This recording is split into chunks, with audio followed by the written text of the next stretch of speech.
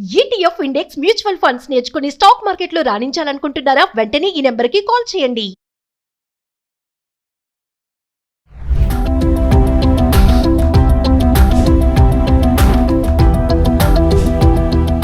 నమస్తే, welcome back to Suman TV.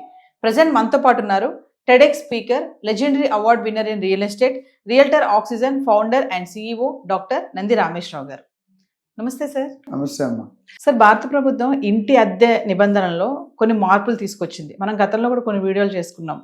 అద్దె ఓనర్స్కి ఆ నిబంధనలు అవి ఉంటాయి, డాక్యుమెంట్స్ చేసుకోవాలి అని చెప్పేసి. అసలు ఇప్పుడు వచ్చినటువంటి మార్పులు ఏంటి సార్? మరి ట్రంప్ గారు లేకపోతే ఇండియన్ గవర్నమెంట్ ప్రకారం ట్రంప్ కింద సంబంధం లేదు. ఇండియన్ గవర్నమెంట్లో ఎన్నో రోజులు బట్టి కొన్ని చర్చలు జరుగుతున్నాయి. ఇంటి ఓనర్స్ ఎక్కువ రెంట్ వసూలు చేస్తున్నారు, ఎక్కువ శాతం ఇంక్రీజ్ చేస్తున్నారు, ఎక్కువ డిపాజిట్ తీసుకుంటున్నారు అనేది ఏజ్ ఓల్డ్ ప్రాబ్లం. ఎవరు కొత్తగా ప్రాబ్లం కాదు, గత 10-23 దశాబ్దాలుగా నడుస్తుంది.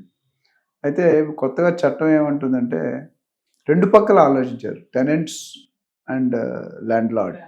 అంటే రెంట్కి తీసుకునేవాడు, ఓనర్ అద్దెకి ఇచ్చేవాడు. సో చాలామంది కొన్ని హైడ్ చేస్తున్నారు. ఫర్ ఎగ్జాంపుల్, మాకు ఉన్న కొన్ని ప్రాపర్టీ, చిన్న చిన్న ప్రాపర్టీస్తో ఒక కప్పులు వస్తారు, సాయంత్రం 5:30 వస్తారు, 6 గంటలకు అడ్వాన్స్ ఇచ్చేస్తారు. అలాంటి వాళ్ళకి అయితే ఇవ్వకూడదు. ఎందుకంటే 5:30కు ఎవడైనా ఇల్లు ప్లాన్ చేసుకుని 2-3 నెలలు ప్లాన్ చేయాలి కదా. చేసినప్పుడు సడన్గా వచ్చి తీసుకుంటుంటే అది అక్కడ ఏదో ఇష్యూ చేసి వస్తున్నారు, రెంట్ కట్టలేదో లేకపోతే ఇంకేదో ఎక్స్ట్రా చేయడం, ఇల్లీగల్ పనులు. అలా చేసినప్పుడు ఏమవుతుంది, మనకు బెనిఫిట్ ఆఫ్ డౌట్లో మేమైతే ఇవ్వం. ఎందుకంటే మీరు న్యాయంగా ఉండి మంచిగా ఉంటే 2 నెలలు కనీసం ప్లాన్ చేసుకొని అడ్వాన్స్ ఇచ్చుకొని తర్వాత ఫుల్ డబ్బులు ఇస్తారు. అప్పుడు ఓనర్స్ మోసపోతారు, వీడు ఏదో ఇల్లీగల్ పనులు చేస్తాడు, ఇంట్లో మందు అమ్మడం, గంజా అమ్మడం, సంథింగ్ ఏదో. అది ఒక పక్కన పెడితే ఇప్పుడు గవర్నమెంట్ ఏమంటుందంటే అగ్రిమెంట్ లేకుండా ఇల్లు ఇవ్వద్దు. మీరు నెక్స్ట్ అంటే టెనెంట్ దిగిన 3 నెలలు 6 నెలలో అది గవర్నమెంట్కి సబ్మిట్ చేయాలి. ఆ 11 మంత్స్కి ఎందుకు రాస్తుంటే దానికి లీగల్ రైట్స్ వచ్చేస్తాయి, లేదా టెనెంట్కి ఓనర్ రైట్స్ వస్తాయి. 11 మంత్స్కి ఒకసారి 2, మోస్ట్ ఆఫ్ ది ఇల్లు 11 మంత్స్కి ఇస్తారు. అండ్ జనరల్గా అయితే 2 నెలలు అడ్వాన్స్ తీసుకోవాలి జనరల్గా. కానీ ఇప్పుడు ఏమైందంటే 2+1 అంటున్నారు, ఒక్కో దగ్గర 3 నెలలు 4 నెలలు కూడా అదే 3+1 అంటే గవర్నమెంట్ ఏమంటే 2 నెలలు లేవో అంటుంది. సో ఇప్పుడు ఏం చేస్తున్నారు, రన్నింగ్ మంత్ అడ్వాన్స్ 2 నెలలు వాళ్ళ దగ్గర ఉండాలి. కన్ఫ్యూజన్ అది.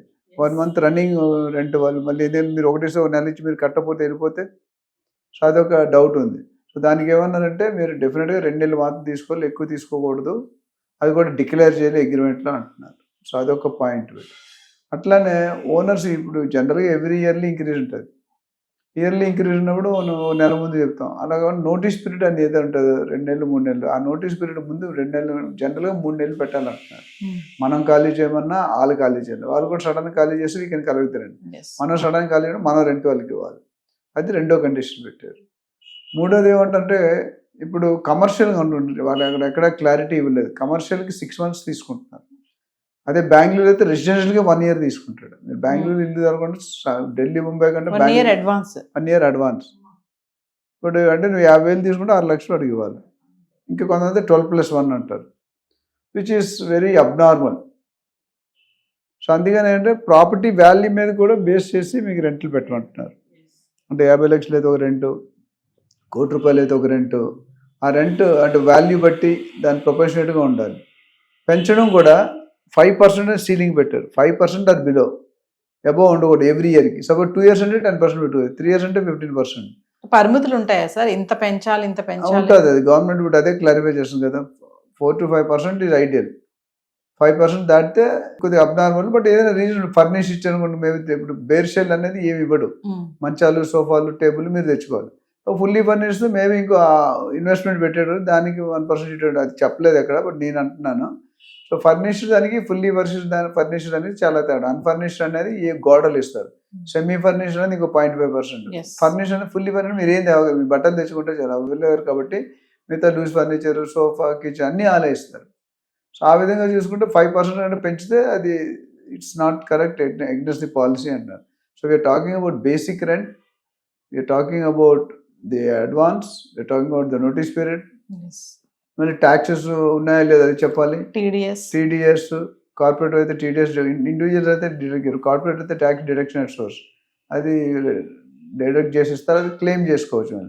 సో అదర్ టెనెంట్ కొంతమంది ఫుల్ వాల్యూ, హాఫ్ వాల్యూ అని ఉంటారు.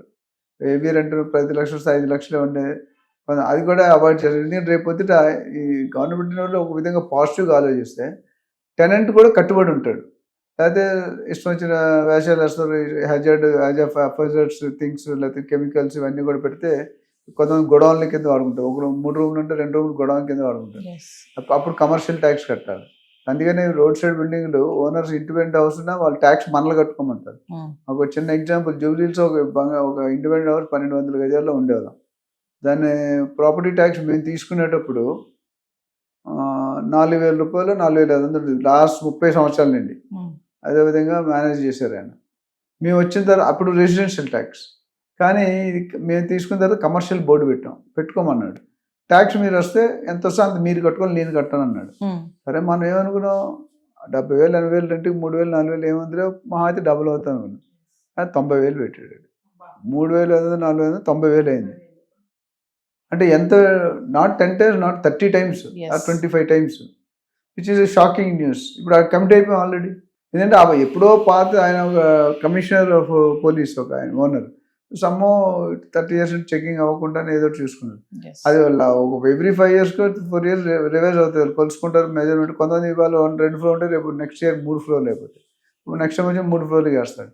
ఇక్కడ అది లక్కీగా ఏంటంటే ఎన్ని సంవత్సరాలు ఉంటే ట్యాక్స్ డిపార్ట్మెంట్ ఎవరు చూడలేదు. ఆ తర్వాత ఇప్పుడు ప్రాపర్టీ ట్యాక్స్ పెరిగితే బట్ మాకు ఆప్షన్ లేక ఉండిపోయాం. మనం 5 years కాంట్రాక్ట్ ఇచ్చాం, లాక్ ఇన్ పీరియడ్ ఇచ్చాం. అంటే 5 years దాకా మీరు ఖాళీ చేయకూడదు, చేయమని కూడా మేము ఖాళీ చేయాలి. సో ఓవరాల్గా చూసుకుంటే ఈ టర్మ్స్ అనేది మోర్ ప్రొఫెషనల్గా సిస్టమైజ్ ఒక ప్రాసెస్. ఎవరైనా 5,000 టెనెంట్ అద్దెకి ఇచ్చినా, 50,000 ఇచ్చినా, 5 లక్షలు ఇచ్చినా ఈ రూల్ ఫాలో అవ్వాలి. ఇందులో మనం ఇవాళ నోట్లో గవర్నమెంట్ ఎక్కడ కమర్షియల్స్ గురించి మాట్లాడలేదు. ప్రాబ్లీ ఇది రెసిడెన్షియల్, కమర్షియల్ డెఫినెట్గా ఎక్కువ ఉంటుంది, ఎందుకంటే అక్కడ సైజు కాస్ట్ అన్నీ ఎక్కువ ఉంటాయి కాబట్టి. ఓవరాల్గా చూసుకుంటే it's good condition from both the sides. But చాలా మంది రిజిస్టర్ చేసుకోరు. రిజిస్టర్ చేసుకుంటేనే రెంటల్ డీడ్ ఎప్పుడు వాల్యూ. పేపర్ మీద రాసుకుంటే సో సంథింగ్ గుడ్లో మెల్ అంటారు కదా, something is better than nothing. అంటే రెంట్కి వచ్చినప్పుడు ఈ డాక్యుమెంట్ అనేది ఉంటుందా సార్? అసలు చాలా మంది చేస్తారు ఈ పని, డాక్యుమెంట్ చేసుకోవడం. అంటే ఇప్పుడు ఒకప్పుడు ఉండేది కాదండి, ఇప్పుడు మేజర్గా 70-80% ఏర్పడి. ఎందుకంటే పేపర్ లేకపోతే నువ్వు ఎక్కడ బ్లాక్ వైట్ ఉంది అనుకోండి, ₹1,00,000 రెండు, మీరు 50,000 ఉండి ఆ 50,000కి లెక్క చెప్తారు, ఇంకో 50,000 లెక్క చేయడం, ఎక్కడ రిసిప్ట్ లేదు కదా. సో రెంట్ ఇచ్చేవాడు రిసిప్ట్ తీసుకుంటారు. ఆ receipt is base how much అయిపోయింది. లేకపోతే కోర్టుకి వెళ్ళినా, కేసుకి వెళ్ళినా, మనం పోలీస్ స్టేషన్ ప్రూఫ్ ఉండాలి. ప్రూఫ్ లేకపోతే ఎట్లా, నేను ₹1,00,000 ఇవ్వకుండా అనేది కూడా చాలా మంది వైట్ చేసుకుంటారు. మంచిది యాక్చువల్లీ, ట్యాక్స్లు కడితే దర్ లాట్ ఆఫ్ బెనిఫిట్స్. మార్కెట్లో ఇమేజ్ పెరుగుతుంది. కొంతమంది ఇప్పుడు చూసుకుంటే పవర్ బిల్లు 8-9 లక్షలు ఉంటుంది నెలకి బిల్లు. అదే పెద్ద మన రిలయన్స్ గ్రూప్ చూసుకుంటే ₹1,00,000 దాకా ఉంటుంది ఒక నెల పవర్ బిల్లు. ఆ ₹1,00,000 మన కొంతమంది లైఫ్ టైం చూడలేరు ₹1,00,000 ఒకేసారి. It all depends. So government is also, వాళ్ళు రెవెన్యూ కావాలి కాబట్టి వాళ్ళకి వచ్చిన ఇన్కమ్ మీద మనం ట్యాక్స్ కూడా కట్టాలి కాబట్టి they are insisting us to keep up and writing. Thank you sir.